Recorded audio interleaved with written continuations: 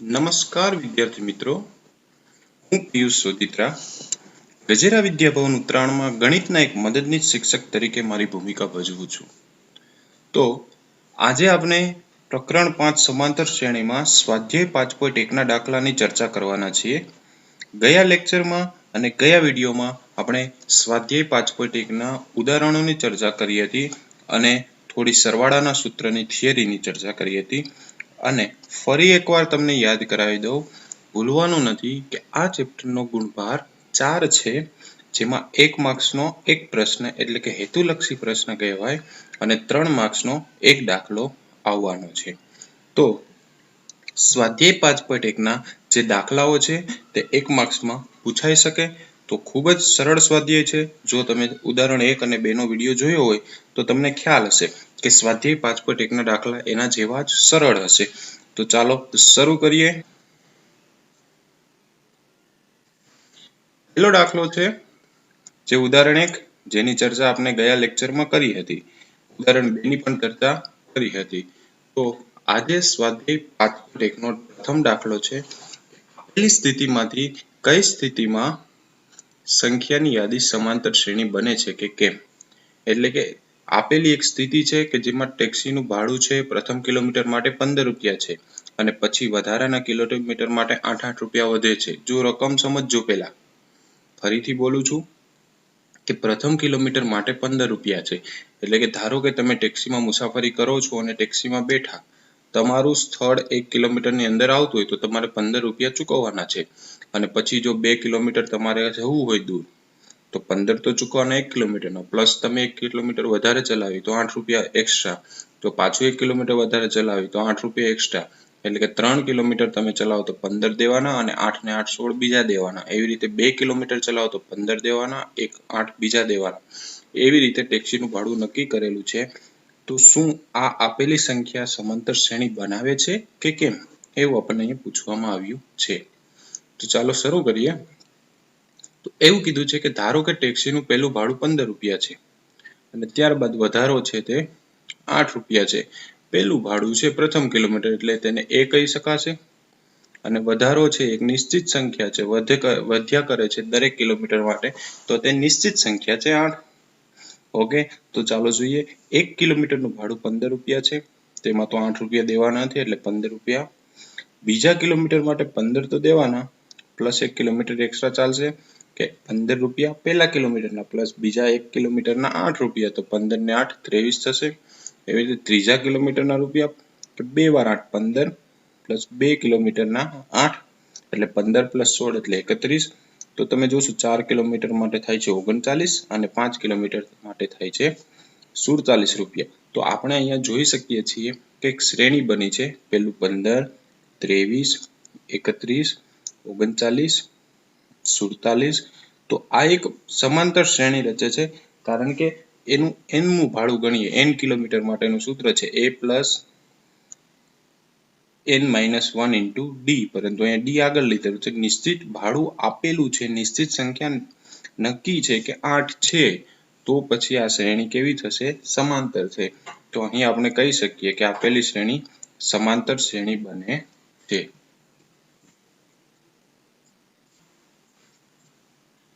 એવી જ રીતે આગળનો એક્ઝામ્પલ આપણે જોઈએ. આગળનો એક્ઝામ્પલ નંબર 2 છે. તો બીજા એક્ઝામ્પલ માટે જોઈએ તો એવું કીધું છે કે નળાકારમાં રહેલ હવાનું પ્રમાણ હવા કાઢવાના પંપ દ્વારા દર વખતે નળાકારની બાકી રહેલ હવાનો ચોથો ભાગ બહાર કાઢે છે. એટલે એનું કહેવાનું એમ છે, ધારો કે કોઈ નળાકાર પાત્ર છે જેમાં હવા ભરેલી છે અને આપણે જેમ ટાયરમાં હવા ભરાવા માટે જઈએ તો એક વખત પ્રેસ કરીએ એટલે ટાંકીમાં જેટલી હવા ભરેલી હોય કુલ નળાકાર ટાંકીમાં, તેમાંથી એકવાર પ્રેસ કરતા એનો ચોથો ભાગ હવા બહાર કાઢી નાખે છે. કે ધારો કે એમાં 100% હવા ભરી હોય તો 100 નો ચોથો ભાગ એટલે 25% હવા બહાર નીકળશે, એટલે 75% હવા રહેશે. ઓકે, એવી રીતે પાછું પ્રેસ કરશો તો 75% નો ચોથો ભાગ થશે. ઓકે, એવી જ રીતે બાદ થતું જશે તો શું શ્રેણી સમાંતર બનશે? તો અહીંયા જોવા જઈએ તો શ્રેણી સમાંતર નહીં બને, કારણ કે પહેલા 100% નો ચોથો ભાગ થયો, પછી 75% નો ચોથો ભાગ થશે, પછી એવી રીતે 75% ના ચોથો ભાગનો જે આન્સર આવશે તેમાંથી એનો ચોથો ભાગ થશે. તો શ્રેણીનો સામાન્ય તફાવત સરખો જળવાશે નહીં. ચોથો ભાગ બરાબર વાત છે, પરંતુ જે હવા રહે છે એનો ચોથો ભાગ જે હવા સરખી રહેતી નથી, એટલે શ્રેણી સમાંતર થશે નહીં. એક લોજિક છે, પરંતુ જોઈએ દાખલો કે ધારો કે નળાકારમાં હવાનું પ્રમાણ V છે અને હવામાં પંપ દ્વારા દરેક વખતે ચોથો ભાગ બહાર કાઢે છે. તો પહેલી વખત પ્રયાસ કરીએ છીએ તો પ્રથમ વખતે હવાનું પ્રમાણ કેટલું રહે છે તે જોઈએ. તો પ્રથમ વખત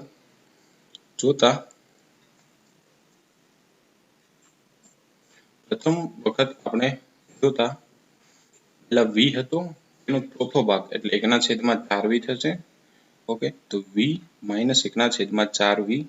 તો 4 નો લસા લઈએ, 4 અહીંયા ગુણાશે તો 4V - 4/4 થશે. તો 4V માંથી V જશે એટલે 3V/4. ઓકે, તો હવા કેટલી બાકી રહે છે? 3V/4. હવે બાકી રહેલી હવાનો પછી ચોથો ભાગ થશે, એટલે કે 3V - 4 નો ચોથો ભાગ, એટલે જ્યારે પહેલી હવા બાકી રહી કે આટલી હવા બાકી રહી કુલ નળાકારમાંથી, હવે આટલી હવા છે, પછી એનો ચોથો ભાગ કરીએ તો 3V - 4 નો ચોથો ભાગ એટલે 3/16 થશે. તો અહીંયા લસા લઈએ, 4 છે અહીંયા 16 છે, 16 લાવવા માટે 4 વડે ગુણશું તો ઉપર પણ 4 વડે ગુણીએ, 4 તેરી 12 અને અહીંયા 3V/16 આવી જશે લસા. 12 માંથી 3 જાય તો 9V, 9 એટલે થઈ 3 નો વર્ગ અને 16 થાય એટલે 4 નો વર્ગ એટલે 3/4 હવે ત્રીજી વખત આપણે હવા કાઢવાનો પ્રયાસ કરીએ તો ત્રીજી વખત 9V છે એનો ચોથો ભાગ થશે ને, 9V/16 નો. તો 16 ચોક 64, અહીંયા 64 લાવવા 4 વડે ઉપર નીચે ગુણીએ, લસા લઈને સાદુરૂપ આપશું તો 27V/64 થાય. તો 27 એટલે તો 3 નો ઘન ને 64 એટલે 4 નો ઘન. હવે આગળ સાદુરૂપ તમે જોઈ શકો છો, પહેલા 1 ઘાત હતી એનો વર્ગ થયો, 3 ઘાત થઈ, તો આગળ આ જ રીતે સાદુરૂપ વધારશું તો 4 ઘાત થશે. તો શું તેનો સામાન્ય તફાવત આપણે કરશું કે બીજામાંથી પહેલું બાદ કરીએ તો -V/4, એવી રીતે ત્રીજામાંથી બીજું બાદ કરીએ તો -3V/16. તો સામાન્ય તફાવત તો સરખો જળવાતો નથી, તો આ શ્રેણી સમાંતર છે એવું કહેવાશે નહીં. તો આ શ્રેણી સમાંતર બનાવતી નથી, કારણ કે તેનો સામાન્ય તફાવત જ સરખો નથી જળવાતો, તો શ્રેણી સમાંતર બને નહીં. તેવી રીતે આ એક દાખલો છે કે પ્રત્યેક મીટરના ખોદકામ બાદ એક કૂવો ખોદવા માટે લાગતો ખર્ચ પ્રથમ ચોરસ મીટરના 150 અને પછીના પ્રત્યેક મીટર દીઠ 50 રૂપિયા વધતો જાય છે. એટલે કે પ્રથમના 150, કારણ કે પહેલો થોડો ખાડો થઈ જાય પછી તો માટી પોલાણ વાળી હોય એમ કહેવાય, પણ પથ્થર પણ હોય મોટા મોટા, પરંતુ ખોદવામાં સરળતા રહે એટલે પ્રથમ મીટરના 150 અને પછી જેમ મીટર વધતા જાય તેમ 50 વધતા જાય. તો આ પહેલા દાખલા જેવો છે. પહેલા દાખલાની રકમમાં કેવું હતું કે 15 રૂપિયા ભાવ હતો અને દરેક વખતે 8 રૂપિયા વધતા જતા હતા. સેમ અહીંયા એવું જ છે કે 150 રૂપિયા પ્રથમનો ભાવ છે, પછી દરેક ખાડા માટે દરેક કિલોમીટર જેમ મીટર વધતા જશે તેમ 50 રૂપિયા વધતા જાય છે. તો અહીં પ્રથમ મીટર ખોદવાના 150 છે, બીજામાં 150 પ્લસ બીજા 50 દેવાના, 2 મીટર ખોદો તો 200 રૂપિયા, પછી 3 મીટર ખોદો તો પ્લસ 50 એટલે 250, 4 મીટર ખોદો તો 250 પ્લસ 50 એટલે 300 રૂપિયા. એમ દરેક મીટર માટે વધતા જાય છે ભાવ. તો 1 મીટરના 150, 2 મીટરના 200, 3 મીટરના 250, 4 મીટરના 300. તો તમે સામાન્ય તફાવત જોશો દરેકનો તો 50 સરખો રહે છે સામાન્ય તફાવત. તો આ શ્રેણી સમાંતર શ્રેણી છે તેમ આપણે કહી શકીએ. ઓકે, એવી જ રીતે નેક્સ્ટ છે વ્યાજનો દાખલો.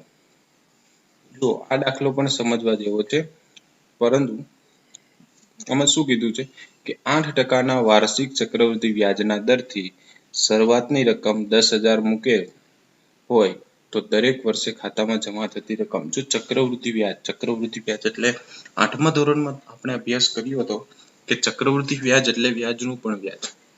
હવે ચક્રવૃદ્ધિ વ્યાજ દરેક વર્ષે સરખું નથી આવતું, જેમ વ્યાજ વર્ષ વધતા જાય તેમ વ્યાજની રકમ દર વર્ષે વધતી જાય, એટલે એનો સામાન્ય તફાવત સરખો રહેશે નહીં, એટલે શ્રેણી સમાંતર બનશે નહીં. પરંતુ જો ગણતરી કરવી હોય તો આપણે કરીએ કે 1000 રૂપિયા, સૂત્ર શું હતું? p કૌંસમાં 1 + r ના છેદમાં 100 ની n ઘાત સૂત્ર હતું. તો આ છે r, 1000 રૂપિયા દર વર્ષ એટલે એક વર્ષની ગણતરી.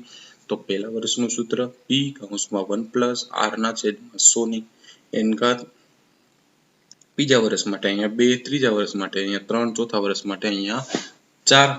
ઓકે, તો દરેક વર્ષની આપણને જમા થતી રકમ મળી ગઈ. હવે એક કામ કરીએ, બીજામાંથી પહેલું બાદ કરીએ કે આ પદમાંથી આ પદ આપણે બાદ કરીએ. તો આ પદમાંથી આ પદ બાદ કરીએ તો બંનેમાં 1000 a2 - a1.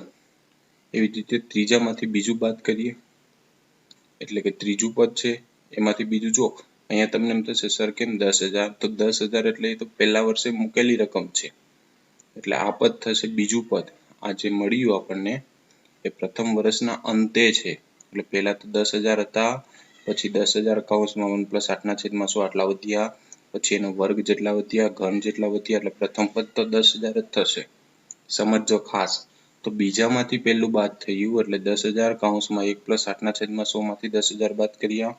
એવી રીતે ત્રીજામાંથી બીજું એટલે કે 2 ઘાતમાંથી 1 ઘાત બાદ કરી, ચોથામાંથી ત્રીજું એટલે 3 માંથી 2 ઘાત મળી. હવે તમે સિમ્પલ લોજિક લગાવી શકો કે આનું સાદુરૂપ ક્યારેય સરખું રહેશે નહીં, કારણ કે એક વખત 3 2 ઘાત છે, 2 1 ઘાત છે, એક વખત તો 1 ઘાત જ છે, તો તેનો સામાન્ય તફાવત સરખો રહેશે નહીં. સામાન્ય તફાવત જો સરખો નહીં રહે તો શ્રેણી સમાંતર થશે નહીં. અહીં a2 - a1, a3 - a2 અને a4 - a3 સરખા નથી, એટલે શ્રેણી સમાંતર થશે નહીં. આ પરથી આપણે આવું કહી શકીએ. એવી જ રીતે આગળનો એક નેક્સ્ટ દાખલો છે, જે પ્રશ્ન નંબર 2. હવે ખૂબ સરળ દાખલા છે અને ગઈકાલે જે ઉદાહરણોની ચર્ચા કરી હતી તે જ ઉદાહરણો છે. કે શ્રેણી છે તેમાં પહેલું પદ એટલે કે a અને d બંને આપેલું છે અને પછીના 4 પદ મેળવવા છે. તો પહેલું પદ આપેલું છે a એટલે કે 10, બીજું પદ આપેલું છે મેળવવાનું છે. તો બીજું પદ મેળવવા માટે a2 થશે બીજું પદ. તો 10 માં સામાન્ય તફાવત 10 ઉમેરવાનો એટલે 10 + 10 એટલે 20 થશે. ત્રીજું પદ એટલે બીજા પદમાં પાછા 10 ઉમેરવાના છે એટલે 20 + 10 એટલે 30 થશે. ચોથું પદ એટલે ત્રીજા પદમાં પાછા 10 ઉમેરવાના એટલે 40 થશે. આ રીતે તમને પાંચમું પદ પણ પૂછી શકે. 50, 60, 70 અનંત સુધી શ્રેણી જઈ શકે, જેટલા પદ માંગ્યા હોય એટલા પદ મળી શકે. એવી રીતે નેક્સ્ટ બીજો દાખલો છે. બીજા દાખલામાં એવું પૂછેલું છે કે જ્યારે પ્રથમ પદ a અને સામાન્ય તફાવત d ના મૂલ્યો નીચે પ્રમાણે હોય તો 4 પદ મેળવો. તો જોઈ શકો છો અહીંયા a છે -2 અને d છે 0. તો a બરાબર -2 છે. હવે d 0 ઉમેરતા -2 રહે, ત્રીજા પદમાં પણ 0 ઉમેરતા -2 રહે, ચોથા પદમાં પણ 0 ઉમેરતા -2 રહે. તો શ્રેણી -2 -2 -2. તો આ એક હેતુલક્ષીમાં નોટ કરી રાખજો, પૂછાઈ શકે. તો આનો સામાન્ય તફાવત 0 છે. તો ઘણીવાર એમ થાય કે સર સામાન્ય તફાવત 0 હોય તો શ્રેણી સમાંતર થાય? હા થાય. સામાન્ય તફાવત ધન, ઋણ કે શૂન્ય 3 માંથી કોઈ પણ હોઈ શકે. ઓકે, એટલે શ્રેણી સમાંતર થાય છે. એવી રીતે a બરાબર 4 છે અને d બરાબર -3 છે. તો a બરાબર 4 અને d એટલે 4 માંથી 3 બાદ થાય તો +1 મળે. હવે 1 તો છે, પાછા -3 બાદ કરીએ તો 1 માંથી 3 બાદ થાય તો -2 મળે.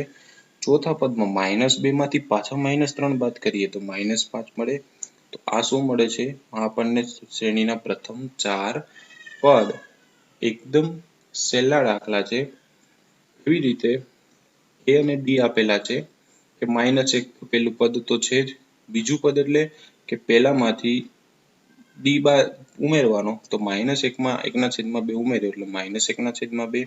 હવે -1/2 બીજું પદ, તો બીજા પદમાં પાછો d ઉમેરવાનો એટલે 0, પાછું 0 માં પાછું d ઉમેરવાનો એટલે કે ચોથું પદ.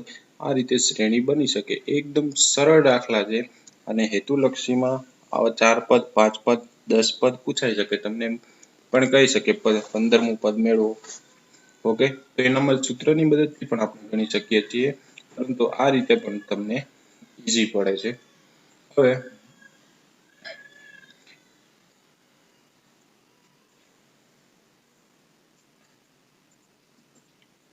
હવે છે a બરાબર 1.25, b બરાબર -0.25. તો a છે -1.25 અને d છે -0.25. તો a અને d ની આપણે વાત કરી લઈએ. તો અહીં આપણે જોઈ શકીએ છીએ પ્રથમ પદ તો -1.25 મળી ગયું છે, અને બીજું પદ છે તો -1.25 પ્લસ d, એટલે -1.25 માં આપણે d ઉમેરવાના છે, એટલે થશે -1.50. અહીં પ્લસ માઇનસ માઇનસ બાદબાકી કરીએ એટલે -1.50 થશે. ત્રીજું પદ એટલે -1.50 માં પાછા 0.25 ઉમેરવાના એટલે 1.75 થાય. હવે 1.75 માં પાછા 0.25 ઉમેરવાના એટલે 2.0 થાય. પાછા 0.25 હોય તો 2.25, પછી 2.50, 2.75, આ રીતે અનંત સુધી એ તો શ્રેણી જશે. પણ આપણે તો 4 પદનું કામ છે. પહેલું પદ -1.25, બીજું -1.50, ત્રીજું -1.75 અને ચોથું 2.0. તો આ પ્રમાણે આપણે શ્રેણી બનાવી શકીએ છીએ. હવે આ પછીનું જે પ્રશ્ન છે એકદમ સિમ્પલ છે. કે આ શ્રેણી છે 3, 1, -1, -3. તો પ્રથમ પદ એટલે કે a મેળવો. તો પ્રથમ પદ તો બધાને ખબર હોય, પ્રથમ પદ a બરાબર 3 છે. અને સામાન્ય તફાવત એટલે બીજામાંથી પહેલું બાદ કરવાનું, એટલે કે a2 માંથી a1 બાદ કરીએ તો 1 માંથી 3 બાદ કરીએ તો -2. તો કહી શકીએ પ્રથમ પદ છે 3 અને સામાન્ય તફાવત છે -2. એવી રીતે પછીનો દાખલો છે -5, -1, -3 ને 7. તો પ્રથમ પદ છે -5 અને સામાન્ય તફાવત એટલે -1 માંથી -5 બાદ કરીએ. જોજો -1 -5 કેમ? કારણ કે -1 માંથી બાદ કરવાના છે -5. તો અહીં માઇનસ શું થશે? પ્લસ. 5 માંથી 1 જાય તો 4. તો સામાન્ય તફાવત આવશે 4. તો a અને d મળી ગયા છે. ઓકે, એવી રીતે આગળ વધીએ. તો અહીં છે 1/3 અને d થશે 5/3 માંથી 1/3 બાદ કરવાના છે. તો અહીંયા d બરાબર 5/3 માંથી 1/3 બાદ કરીએ તો બંનેનો છેદ સરખો છે. અંશની બાદબાકી 5 માંથી 1 જાય તો 4 અને છેદમાં 3. હવે તો આ સામાન્ય તફાવત અને આપણને મળી ગયું છે પહેલું પદ. એવી રીતે લાસ્ટ દાખલો લઈ લઈએ અને ત્યારબાદ 4.1 નો એક દાખલો જોઈ લઈએ. તો અહીં આપેલું છે પ્રથમ પદ અને સામાન્ય તફાવત. તો પ્રથમ પદ તો 0.6 થશે અને સામાન્ય તફાવત એટલે બીજામાંથી પહેલું બાદ કરવાનું. બીજું પદ છે 1.7 અને પહેલું પદ છે 0.6. તો બીજામાંથી પહેલું બાદ કરીએ તો પણ 1.1. ઘણાને એમ થાય સર ત્રીજામાંથી બીજું બાદ કરીએ તો પણ 1.1 થાય અને ચોથામાંથી ત્રીજું બાદ કરીએ તો પણ 1.1 થાય. તો અહીં સામાન્ય તફાવત આપણને મળે છે 1.1. ઓકે, હવે એક દાખલો લઈ લઈએ લાસ્ટ. જો તેની સૂચના પણ એવી છે કે આપેલી શ્રેણી સમાંતર શ્રેણી છે જો હોય તો સામાન્ય તફાવત અને પછીના 3 પદ મેળવો. તો સમાંતર શ્રેણી હોવા માટેની શરત શું છે? કે તેનો સામાન્ય તફાવત કેવો હોવો જોઈએ? સરખો. તો પહેલું પદ, બીજું પદ, ત્રીજું પદ, ચોથું પદ. તો બીજામાંથી પહેલું પદ બાદ કરીએ એટલે કે 4 માંથી 2 બાદ કરીએ તો 2 મળે છે. તો હવે ત્રીજામાંથી બીજું બાદ કરીએ એટલે કે 8 માંથી 4 બાદ કરીએ તો 4 મળે છે. અને ચોથામાંથી ત્રીજું બાદ કરીએ તો 16 માંથી 8 બાદ કરીએ તો 8 મળે છે. તો જુઓ અહીંયા સામાન્ય તફાવત સરખો રહેતો નથી, એટલે સમાંતર શ્રેણી નથી. ઓકે, તો આજે આપનો લેક્ચર અહીંયા સુધી રાખીએ છીએ. આવતીકાલે આપણે સેમ પ્રશ્ન 4 ના બીજા દાખલાથી સ્ટાર્ટ કરશું. અને પ્રશ્ન 4 નો એક દાખલો લેવાનું કારણ છે જો કોઈને પ્રશ્ન 4 માં આગળ ગણવું હોય તો ગણી શકે. એકદમ સરળ દાખલા છે. જો સામાન્ય તફાવત સરખો આવશે તો શ્રેણી સમાંતર થશે, નહીં તો શ્રેણી સમાંતર થશે નહીં. ઓકે, તો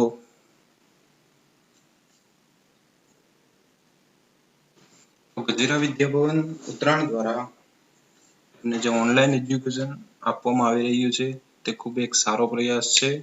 તો તમે ઘરે બેસીને દરેક દાખલા ગણો, સમજો અને એવું લાગે તો હોમવર્ક પેટે ફરી એકવાર ગણો.